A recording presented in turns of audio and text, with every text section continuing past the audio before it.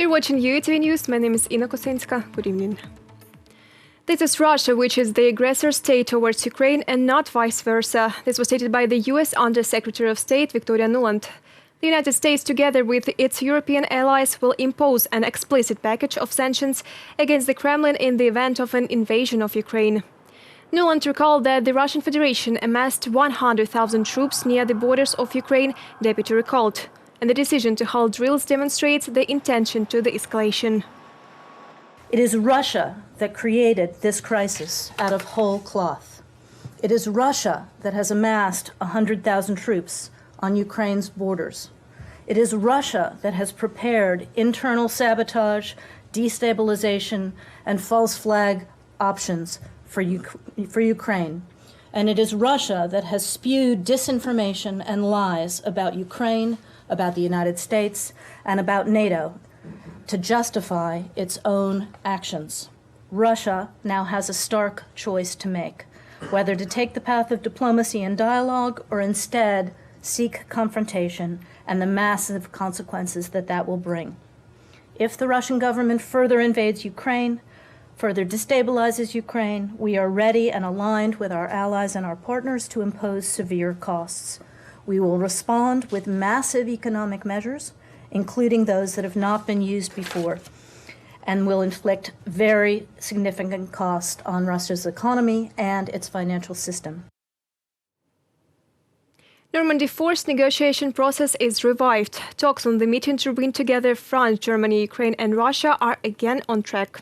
This was stated by Minister of Foreign Affairs of France, Jean-Yves Le Drian. He noted representatives of France and Germany held discussions in Moscow and in Kyiv. The agenda items are mutual release and exchange of detainees, drawdown of military hardware, humanitarian issues. At the same time, the office of the Ukrainian president states Ukraine put all efforts for the revitalization of a Normandy Four format and the implementation of the commitments undertaken during the Paris summit in 2019. One Ukrainian soldier was killed on the contact line the day before. Illegal armed groups fired at our positions in the Novotoshkivsky area. The fire was carried out from large-caliber machine guns and small arms. There has been no shelling today. On Monday, the OSCE recorded 133 ceasefire violations in the Donetsk region and 5 in Luhansk region. Meeting of NATO-Russia Council took place in Brussels. This is the first meeting in this format after several years of break. They discussed the build-up of Russian troops on the border with Ukraine. The main outcome of the week of negotiations should be de-escalation. The United States and its European partners and allies have repeatedly emphasized their common position in relation to the Kremlin, and they declare that if Russia decides to invade Ukraine, the consequences for it will be extremely serious.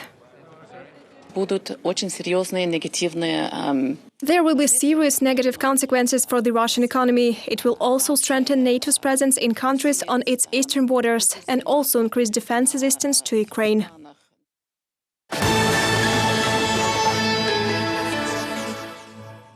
A new wave of COVID-19 starts in Ukraine, the National Academy of Sciences stated. Dynamics of indicators says about it, so the number of positive tests have increased by almost 40% compared to the last days of December. And mortality raised by 3%. In recent days, there are more young people under 35 among the sick, and they more often get to hospitals. Earlier, the chief state sanitary doctor Igor Kuzin predicted that another surge in coronavirus disease in Ukraine is expected at the end of January with a peak in February and will last until April. According to the data on Omicron strain contagiousness and epidemic trends in a number of countries around the world, we can expect a more rapid than ever before growth of epidemic indicators. Schools reopening after vacations and seasonality can significantly affect the dynamics of the pandemic. National Academy of Sciences of Ukraine in Facebook. The booster, third dose of the coronavirus vaccine, is safe and does not cause adverse reactions. This was stated by the chief sanitary doctor of Ukraine, Igor Kuzin. Starting January 6, revaccination against COVID-19 was allowed to everyone over 18 and who has already received the full course at least 6 months earlier. Who is the first to take advantage of this opportunity? Our correspondents will tell. 200 doctors from the Mechnikov Regional Hospital in Dnipro came to receive a booster dose of the coronavirus vaccine. Those are medics who were vaccinated almost 9 months ago. What should I do? I'm afraid of injections, but it's necessary. In line for a booster dose is psychiatrist of the regional hospital. He says he has up to 50 patients every day. He's made his first anti-COVID jab yet in June of 2021. Firstly, it's my age, and secondly, because I have a family. And I think that is my duty to do it. And every doctor must understand that the fate of his closest ones depends on him. In the first days of the new year, 25 people were hospitalized to the COVID center of the regional hospital. Everyday person is in a complicated condition. Doctors predict that a new surge of the disease may begin before the end of the month. This explains the decision to introduce the third dose. What does this give? First of all, an increase in immunity, and will make it possible to work calmly and not be afraid that the doctors will bring the virus home. A booster dose is also made in Odessa. Starting the 6th of January, 600 citizens have already received it. Dmitro Pobler is a senior lecturer at the university. He says that in the summer he easily endured both vaccinations with Pfizer drug. Thanks God, I had no complications, so I decided to improve my resistance to COVID disease and decided to do the third booster jab. One can get the third booster dose of the vaccine by pre-registering at the registration office of the medical institution or online. Vaccinations are provided at mass vaccination points both in public and private medical institutions. At first, there were not many people who wanted to get vaccinated with the third booster dose. Yesterday, there were maybe 50 persons. According to the Ministry of Health, at the end of January, a new certificate of booster dose should appear in the DIA application. This certificate will be valid for 270 days. Reported by Nick Starkov, Natalia Husak and Bogdan Sivko, UATV News. 14 new ultra-low temperature freezers for storage of COVID-19 vaccines delivered to Ukraine. They are provided by the UNICEF and the U.S. Agency for International Development. Special equipment enables the storage of 3 million doses of vaccine in the ultra-low temperature up to minus 86 degrees Celsius. 10 freezers will be installed in Kyiv, 4 more are sent to Kharkiv, Dnipro, Lviv and Odessa, which will be the central storage hubs for neighboring regions. There is no talk of ration cards or subsidies in Ukraine. In a comment to our TV channel, the presidential advisor on economic issues, Ustenko, called such reports in the media a fake. He noted that the situation this year is expected to be difficult due to the tendencies of the world economy. According to forecasts, food products will rise in price. But according to Ustenko, for the first time, Ukraine thinks in advantage about protecting citizens from possible price risks. After all, any inflation will hit primarily the most vulnerable segments of the population.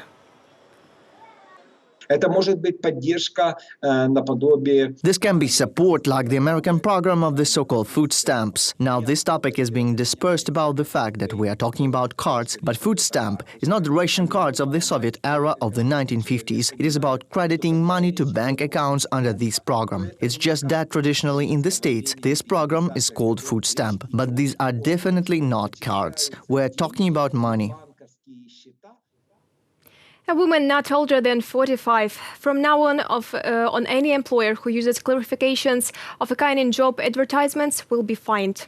On January 8th, amendments to the law on advertising came into force. Thus, the employers cannot offer work only to women or only to men or to representatives of a particular race or demand certain religious or political views. Our correspondent study details. Assistant manager up to 32 years old, preferably without excess weight. Or an office manager, a girl from 20 years old. Taxi driver up to 55. There were hundreds of such ads on job search sites. Every third Ukrainian faces discrimination while looking for a job. Most often there is a gender or age discrimination. Only about 20% of companies recruit employees over 40. And it is very difficult for people over 50 to find a job. Often, age restrictions become a decisive factor that prevents Ukrainians from finding a job. Several employers refused my husband because of his age. If they employ older people, that is mostly on less-paid jobs. Folklorist and philologist Tatiana Staneva faced similar difficulties. After delivering a child, she was left without earnings for a long time. Employers refused single mother despite higher education and knowledge of foreign languages. Many employers said if your CV had information that you are a single mother with a toddler, that you are divorced, then you simply would not even be invited for an interview. It is prohibited by law to indicate the desired gender, marital status, and age of an employee in a vacancy. Such restrictions have been in effect since 1996. Now violators will have to pay 65,000 hryvnias of fine, that is almost $2,500. Such employers will be fined by the State Labor Service of Ukraine. If we talk about the procedure for imposing fines, today it does not exist, but it will be introduced and will be introduced in the near future. Once the law is passed, advertisers will be able to pay a fine in case of such violations. It will not be possible to erase sexism and ageism right away, experts say. Those will continue to be applied, however, informally. Now some employers went for a trick. They removed, for example, age restrictions on vacancies. But they left a note: please fill out the Google form. You follow this link and there one of the first 3 questions is indicate your age. That is, the same discrimination remains. It has not gone anywhere. They will not indicate gender characteristics in vacancies, employers say, but they will still look for a certain candidate for a job, a woman or a man of a specific age. Reported by Nick Starkov and Svetlana Sich, UATV News. Day of the Ukrainian political prisoner. January 12 marks the 50th anniversary of the beginning of the so-called Big Pogrom, the operation bloc of the Soviet Committee of State Security against Ukrainian dissidents. The arrests took place all over Ukraine, most of all in Lviv and Kiev. In the first month of 1972, about 20 dissidents were detained, among them Vyacheslav Chernovil and Vasyl Stus. The series of films presented by the Institute of National Memory tells about the 60s dissidents' struggle for the independence and freedom of Ukraine. The stories presented today are dedicated to Ivan Zuba, Mikhailina Kotsubinska and Nadia Svetlichna. The Institute of National Memory has already prepared 6 films. One can watch them on YouTube. You see, our heroes Mikhailina Kotsubinska and Nadia Svetlichna wing us. That is, we want them to be as young as they were in the 1960s as part of our viewers today. So that the idea of Ukrainian dissidents and political presidents is not like they are old people, old women, old men with Cossack mustaches. They were once 20 years old. They also went to dances. They also loved girls and boys. That is, they show that it was possible to live fully in the conditions of an inferior, abnormal society.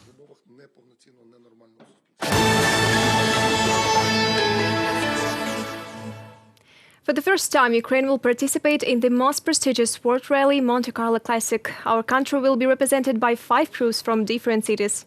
Among them is female one that is a rarity at such competitions.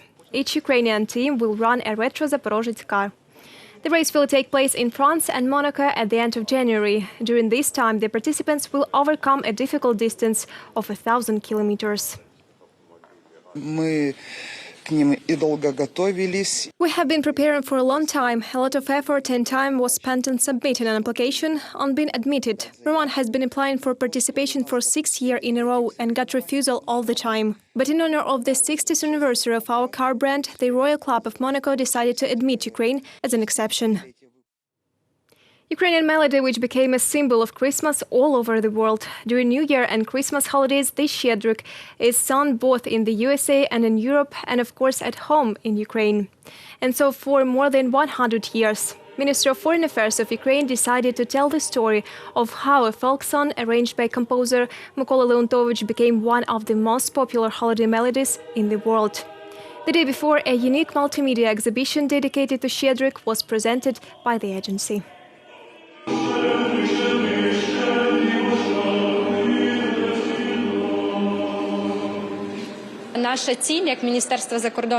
This is our goal as Minister of Foreign Affairs, that is, with the help of such projects made by Ukrainian artists to promote the history of Ukraine, as well as Ukrainian artists who created this project. This way we will be able to show these projects in the US this year. New York, Chicago and Washington are in our plans as well. The goal is to make more and more people aware of this cultural phenomenon. That's all for this hour. More updates on our official website, YouTube, Twitter and Facebook pages. Thank you for staying with the UATV channel. See you tomorrow. Goodbye.